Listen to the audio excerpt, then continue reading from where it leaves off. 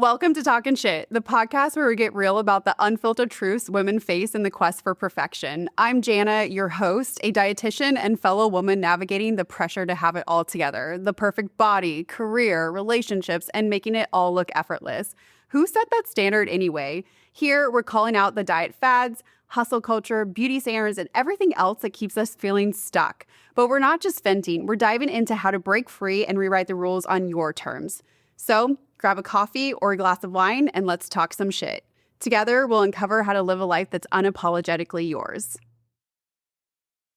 This is Talkin Shit. Let's dive in.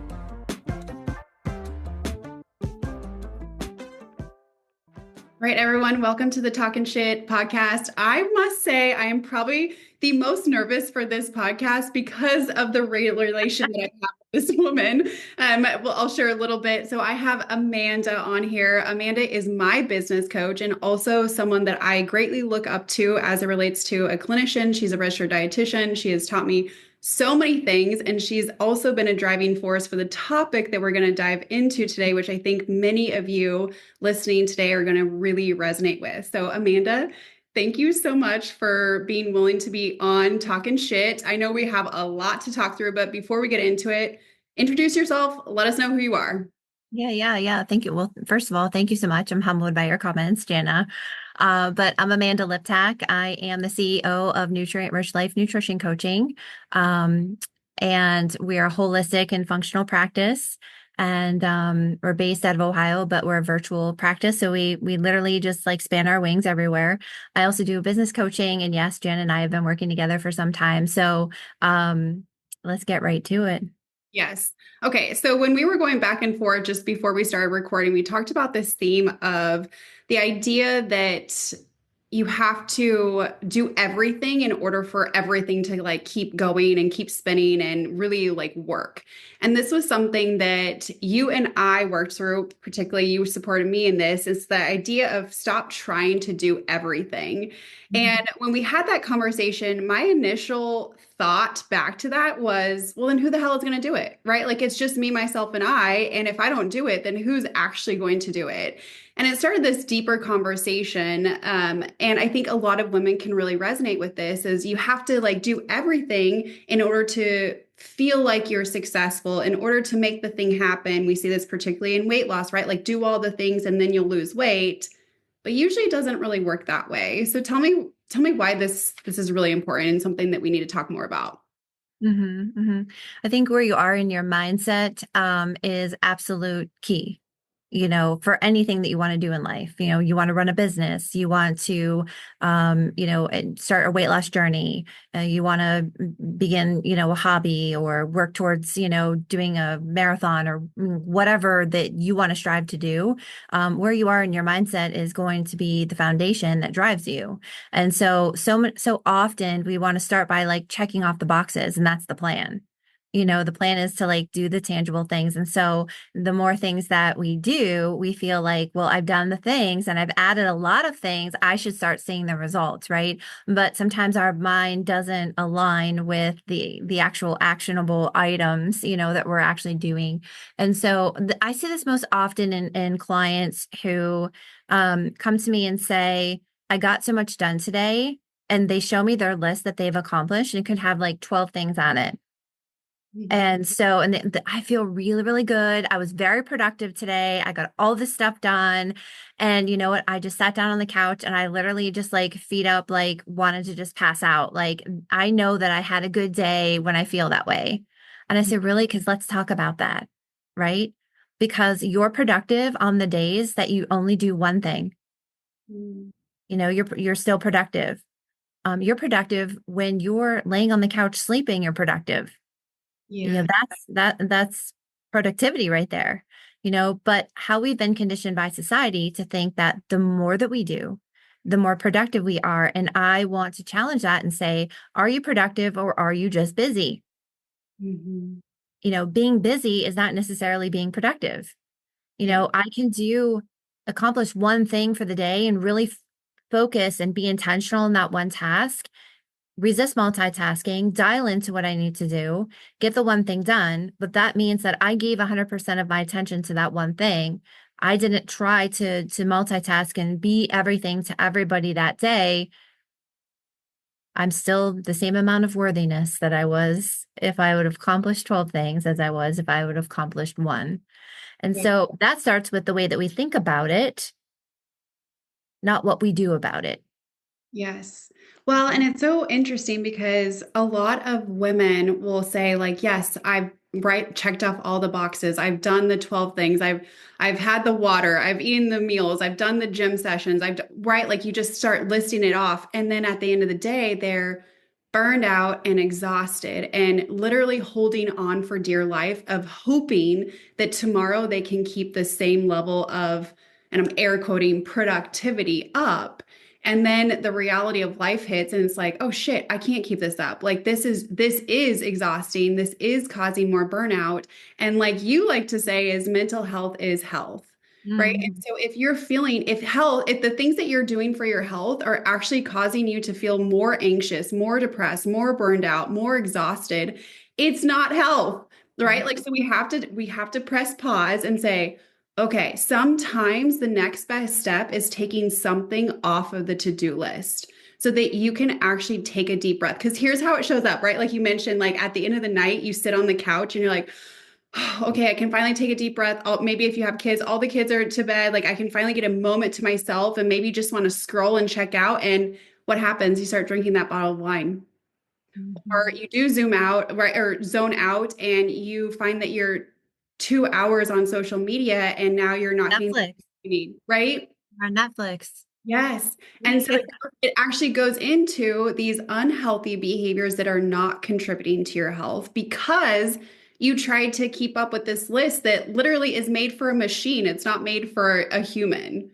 Right, So right. it's very interesting, but it's very counterculture, like you said. Yeah. And ultimately you have to ask yourself, like, how do I want to live? Mm, How do I want to live my life? And if your goal is to live your life like that and that's what makes you happy, then go for it. But I have yet in my 22-year career of coaching women to meet one person that has said that to me. mm. What do they usually say then? They're like, yeah, you're right. How do we change it? You How- know, let's get to work. Let's get started. Because we can't keep doing the same things that we've always done and expect a different result. I had somebody come to me recently and say, and granted, and we don't want to get into this whole topic of menopause or perimenopause and all the things, right? Because that could be a whole podcast series itself, not even just one show, but I mean that could be just ongoing. And there are podcasts that talk about that. But this particular gal was suffering from perimenopause and she was starting to feel all the things. She was starting to feel the midsection weight gain. She was starting to feel the fatigue, the adrenal burnout, just feeling the brain fog. She had a lot of symptoms that were popping up and working towards a PhD, a single mom, two kids, working two jobs, working until 1 o'clock in the morning to write her papers, finish work, do all the things that needed to be done. And she said to me, how come now? Why now? Why, when I need this the most, is my body not responding? Like, do I just have to accept the fact that I'm going to be fat and this is the fat phase of my life? Like, what? I don't have time for anything else. Like, and that's when we started talking about, like, oh, I just need a meal plan and I need something that's easy and I need something I can follow and like all the things. And of course, I'm going to push back on that because A, meal plans do not work and they are not the answer. And two, there's a huge disconnect between what you think you need and what you actually need. And three, there's absolutely no mind body connection going on here whatsoever. Your body is changing. Women's bodies change. They go through more phases than men in a lifetime. We have to wake up and realize that we cannot continue to feed our body and live our life the same way at age 35 as we do at age 45 Mhm. and at age 45 to 55 and 55 to 65. Every 10 years, our body is dramatically changing. You got to change with it.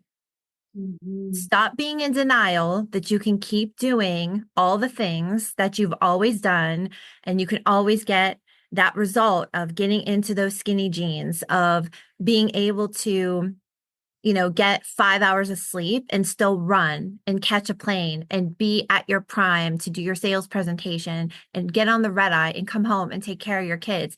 That is not sustainable.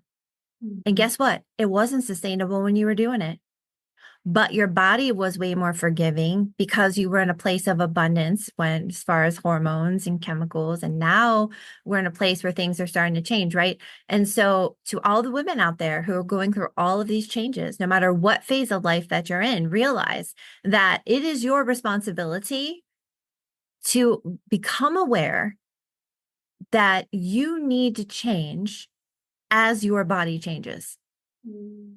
The things that are happening to your body, the fatigue, the belly bloat, the unexplained weight gain, guess what? Those are all cries for help. The body is talking, right? Body is talking to you. The body is talking. Are you listening? And that's the thing. It's like this is the real wake up call. Now it's like, well, why is this happening? Well, are you busy or are you productive? You Mhm. know, um, we all have the time. It's taking the time to make the right moves to become aligned with our values, how we want to live. How do we want to live? Do we want to live rushed, or do we want to live productive? Do we want to live busy? How do we want to live? And then we have to make the steps to reflect those changes, period. So it reminds me too, as you were talking, I was thinking of, well, one, that idea too is radical acceptance, right? Like acceptance of where you actually are, where your body is versus the comparison, right? Either comparing yourself of someone that you like a friend or someone you see on social media, or even the person that you used to be 10 years ago. Comparison never actually allows us to see who you really are and what we're really working with in this moment.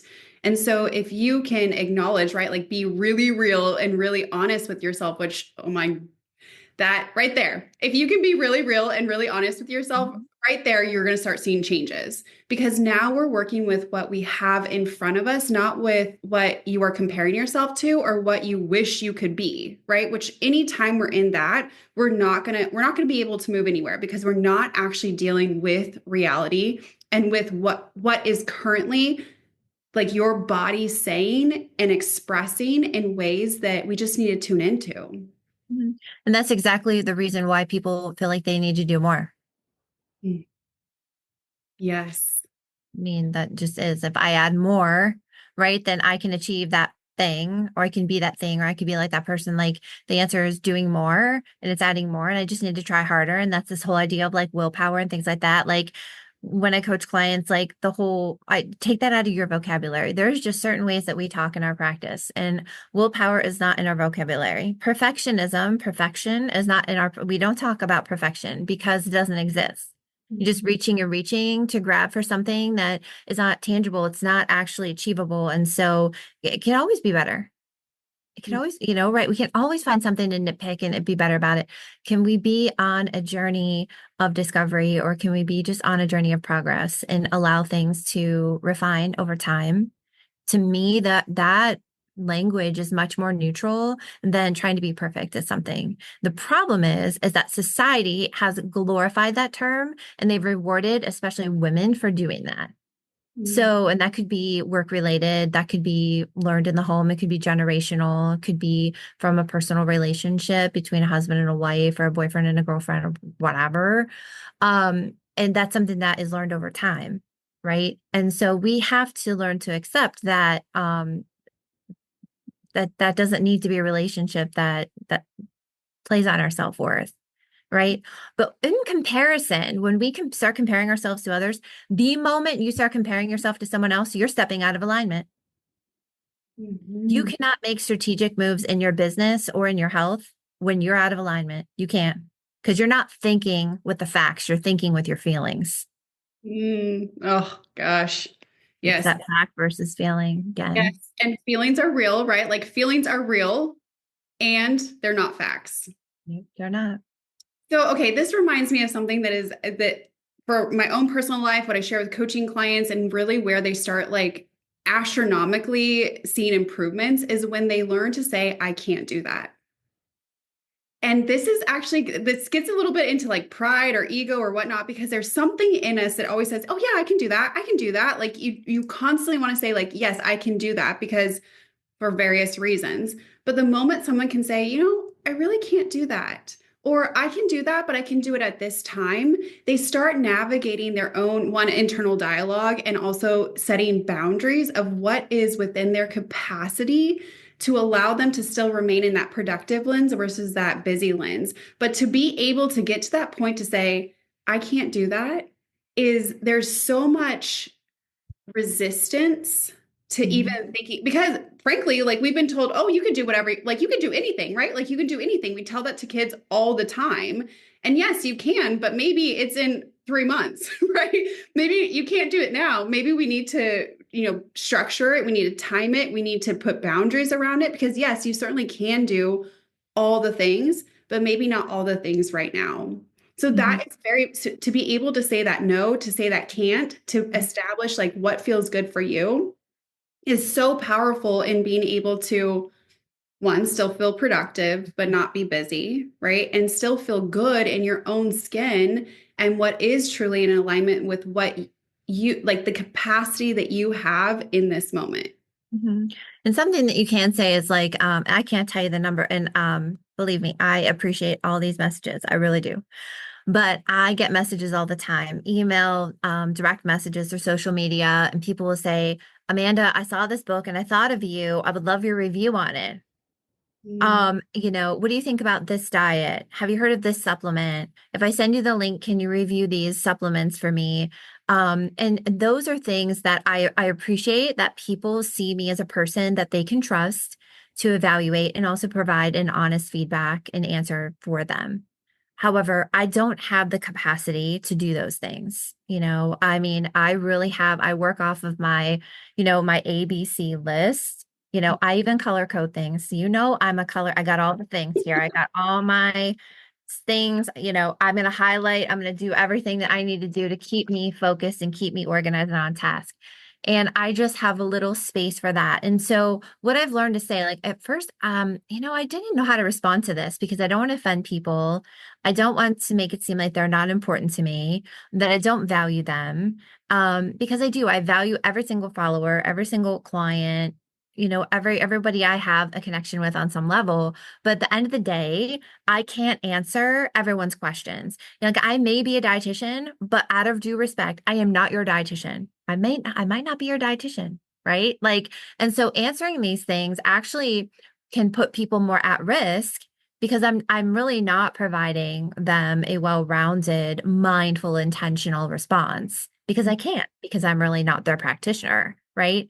And so instead of just saying all of that, which I really want to say to help them understand, um, I will let them know that thank you so much for thinking of me. I just don't have the capacity for this at this time. I don't have the space for this at this time.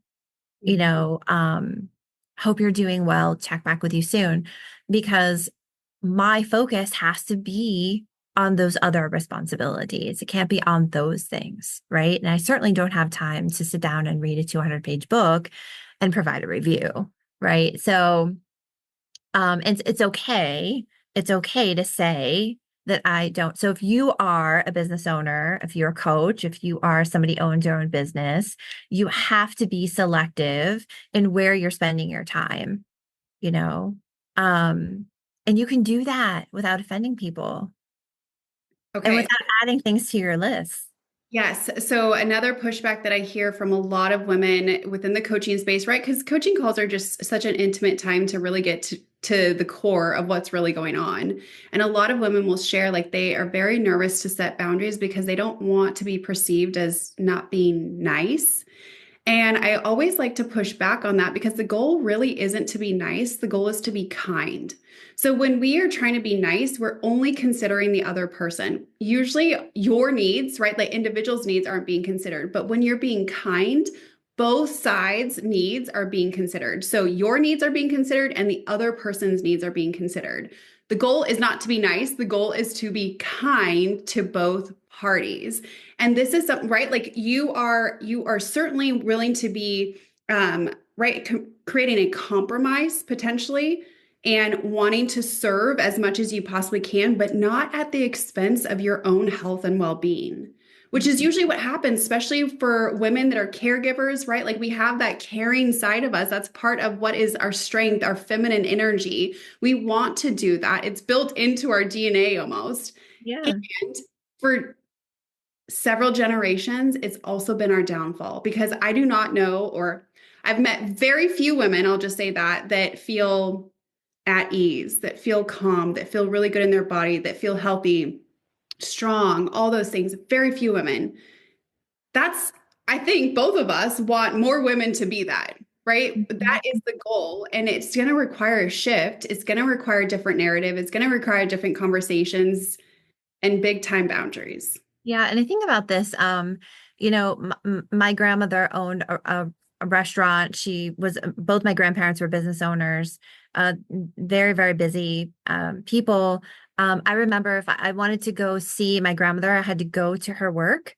Um, that was the environment that, we kind of grew up in.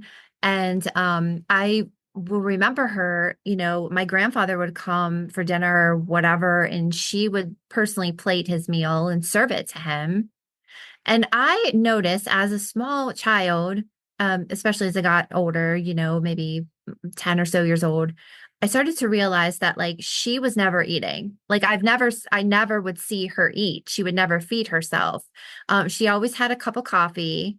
And back in the day, this is like, right, this is like the 80s when anything goes in a kitchen or a restaurant and you can walk around with a cigarette in your hand, right? Okay, so eventually she did quit smoking, but at that point she was still smoking.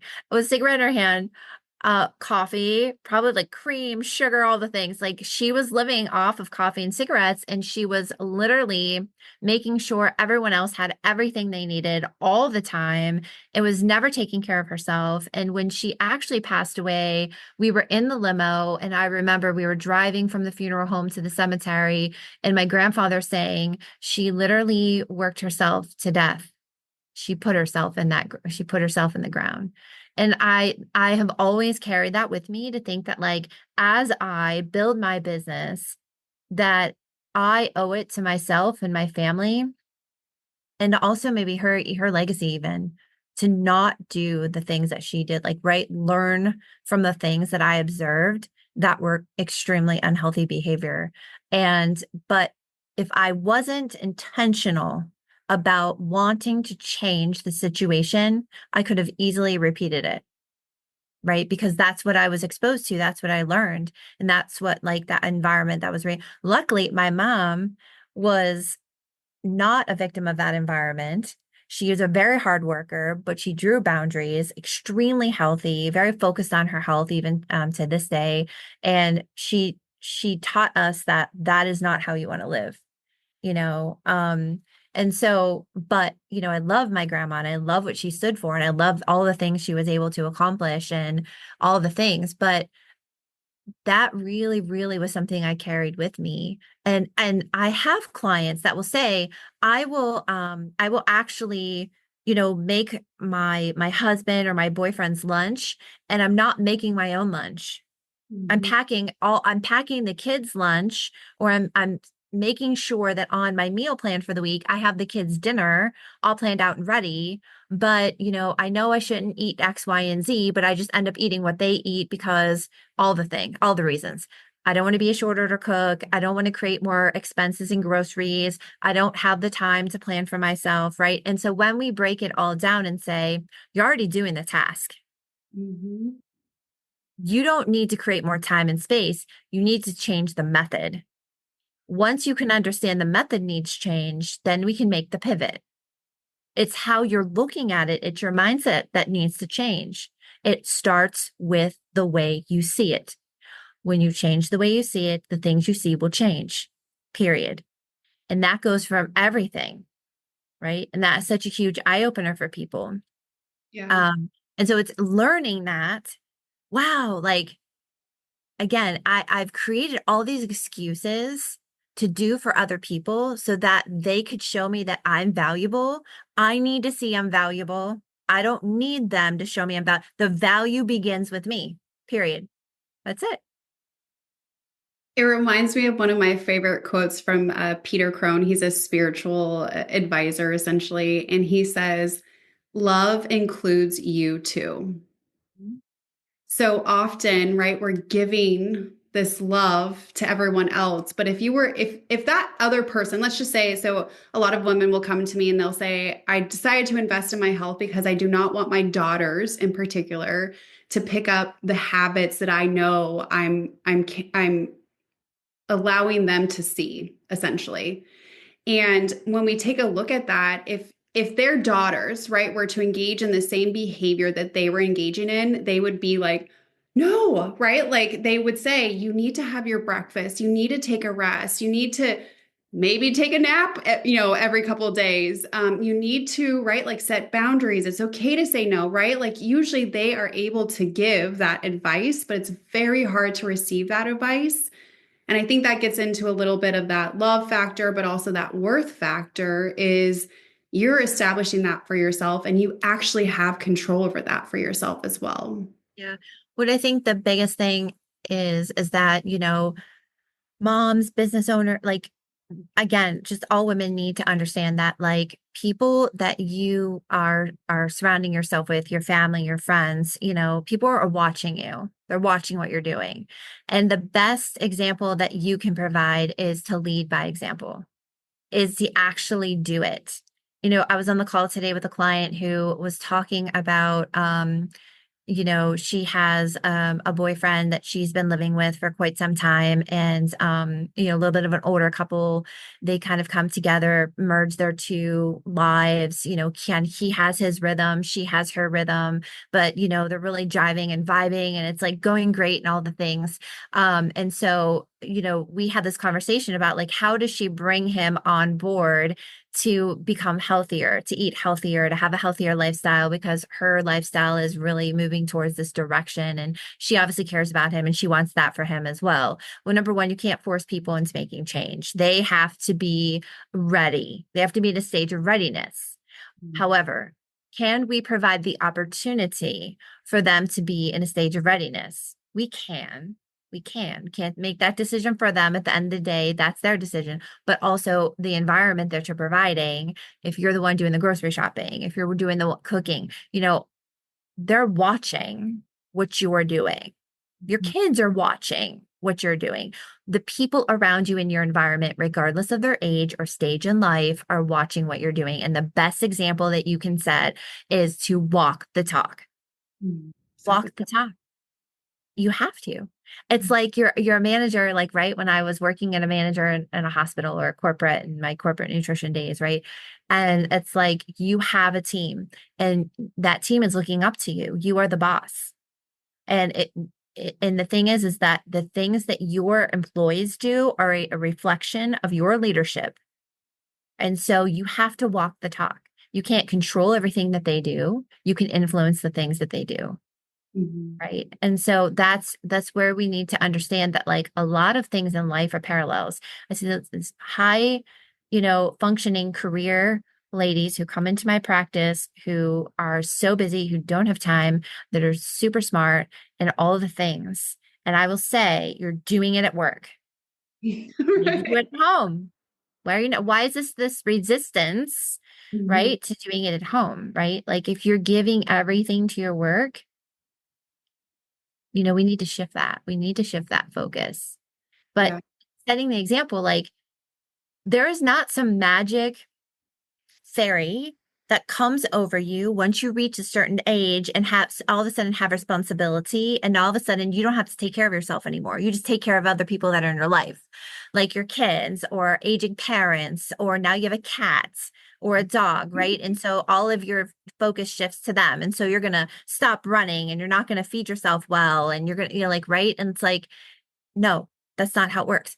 If you want to be the best that you can in the roles that you need to play in life, it needs to start with you. Mhm. It has to start with you because you're only as good as the environment that you provide yourself with.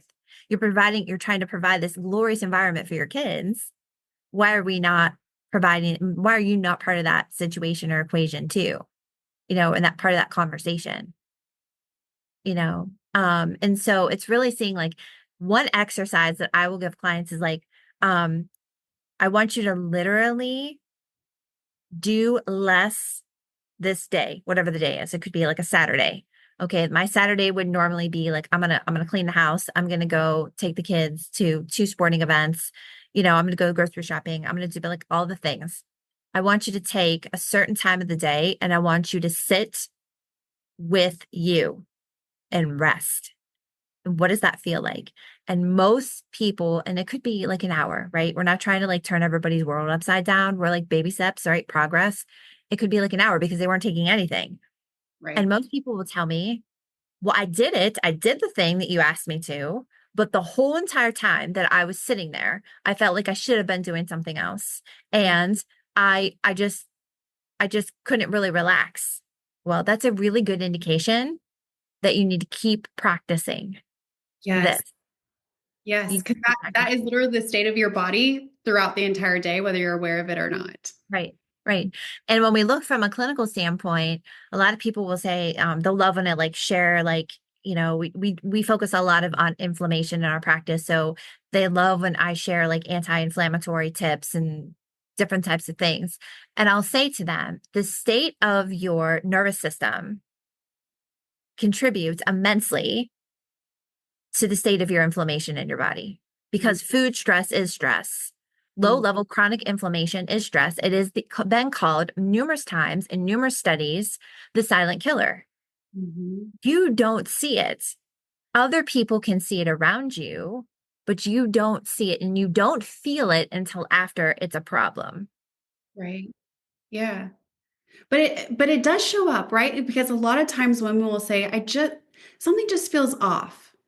Right? Like I know something's off or I feel stuck or right like you're noticing different things but maybe not able to identify exactly what it is, but the body is talking, right? Like going back to the body is always talking whether we're listening to it or not is the question. So, Right. okay, you gave one tip, and this is something right. If individuals are really resonating with this, and you're like, yes, gosh, I need to start working on this for myself. First thing you recommended is take some time to sit with yourself. Yes, start low and slow because when we're first getting into this, it's going to feel really weird to sit with yourself. And there is going to be, I call it taming the wild beast inside, right? Like we're taming that wild beast that's inside that just wants to get up and do and do and do, right? Like, because that's what you're used to. That's what you've been conditioned to. So start low and slow, an hour less, make that work. That's step one. What are two other things that you would recommend for them to start doing as they're shifting into this space of not having to do so much, but really looking at calming their nervous system? I think it would depend on their particular situation and what does that list look like? Can like are all the things on your list really your items? Are they? Because Mm, you know, and also do they belong to you? Are they your responsibility? Or are you trying to micromanage the process? I mean, I once worked for someone who, God love him, he was one of really great, but also micromanager. And so nothing got done ever. Nothing ever got done because right when you micromanage, you can't execute. And so what is on your list that really is not yours? You don't own it. Who owns it? mhm. Because the only way other people are going to learn to be independent, including your children, is if you give them some level of responsibility. And believe me, like, yes, my husband can go to the grocery store. He might not always get it right, right? He might come back with that's not what I said, but that's okay. We're not going to starve this week. You know what I'm saying? And it's okay. You don't have to do every single thing. You're a family unit or you're in some kind of structure for a reason. Everyone has roles that they need to play. And sometimes we need to delegate. So it's a matter of like, can we take things off the list as the other thing? And the other thing is what are our A, B, and C items? And I'm not kidding with these highlighters. Really, I don't care how you do it. You could circle it, you could square it, you could triangle it. I don't really care. You can underline it. It doesn't really matter. But I can guarantee you everything on your list is probably not an A item. If your list is more than 3 tasks for the day, and I know people are listening to this are people like, my list is like 20 items. Like Look, you can have a master list if you want. That's fine. Go put it away. Put it on the refrigerator. Okay. You have created the intention. You have put it on the list. We know it is there. You do not have to look at it every day and cause yourself anxiety. Because every time you look at all the things that you know that you're not going to be able to do in one 24-hour period, you have high level anxiety. Why are we doing this to ourselves? It is self-inflicted, right? So let's take our 8 items off for the day, off the list, put it on a separate list, and know that those are the items that we're going to work off of for the day. And yes, that is more realistic, and so it's like bringing people back into this whole, like, their goals just aren't realistic. They're doing it to control. It's a control mechanism. They want to micromanage, control. They want to see the whole list, control. They want to do more, control, right? But at the end of the day, why do they want to control? Mm-hmm. Right? Because if they can do it, if they've accomplished it, then they can prove that they are valuable and worthy, right? And so again, you already are, my friend. Yeah. You don't have to prove. You just, by living and breathing here every day, you are valuable. And so when we can see that, we can let go of the 20 item list and the idea that our productivity is tied to our self-worth. And ultimately, your confidence will skyrocket. Yeah. Now I've got more confidence. And guess what? When you're confident, you can get in uncomfortable and you can try new things. And when you try new things, that is what's going to move you forward into a momentum of accomplishing the task, the weight loss, the sales goal, the, like, whatever it is. And it's all part of, like, that building the confidence thing. Well, and going back to how you started this podcast in the sense of a mindset shift, right? Of instead of working from lack and fear, we start working from abundance and joy and excitement. And that completely changes the baseline of what you, the individual, get to experience, and then ultimately what's created from that. Right. Because think about this. If we're making decisions based on fear and scarcity, we're not going to be making the right decision. We're going to be making decisions that create more busy work, not strategic alignment. Right. Our ideas of, like, it's not enough. And so if I add this one more thing, it's going to be the ticket for me. Mm-hmm. If I create this one more program, if I do this free challenge, if I do whatever, like, then people are going to come and they're going to be super interested. And, like, that's what's going to be, hold up. What's going on? Right? Where's the strategy? And so, like, doing more isn't necessarily the answer. 100%.